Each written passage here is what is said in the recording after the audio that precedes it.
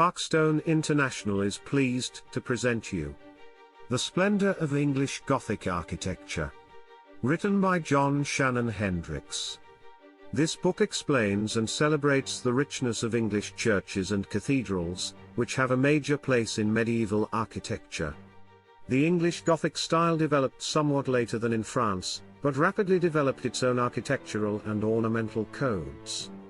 The author, John Shannon Hendricks, classifies English Gothic architecture in four principal stages: the early English Gothic, the decorated, the curvilinear, and the perpendicular Gothic.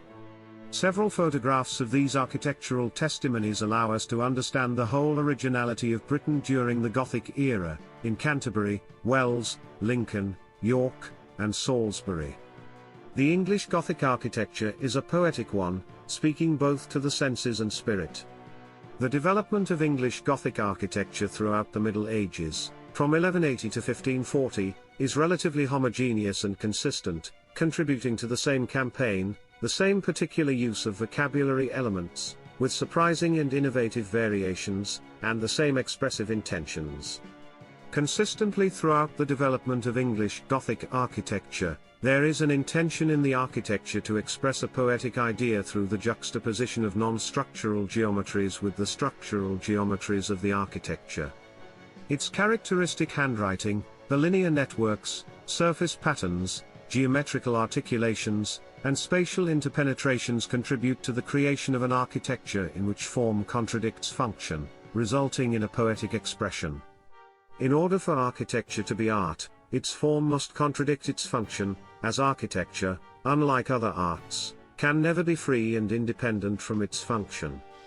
The cathedrals and churches of English Gothic architecture contribute to an expression of a coherent idea, representing the theology, philosophy, and epistemology, scholasticism, of medieval England.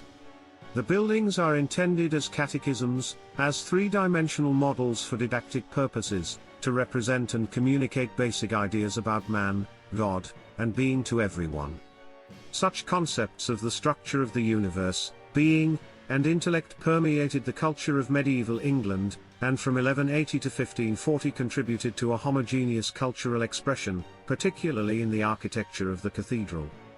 Cathedral architecture developed as a response to the zeitgeist of the era. There was little concept of individual artistic expression or creativity. The result is a lasting representation, in built form, of the theology, philosophy, and epistemology of a civilization in the Middle Ages in England. If you wish to learn more about the splendor of English Gothic architecture, you can find the book on the present platforms.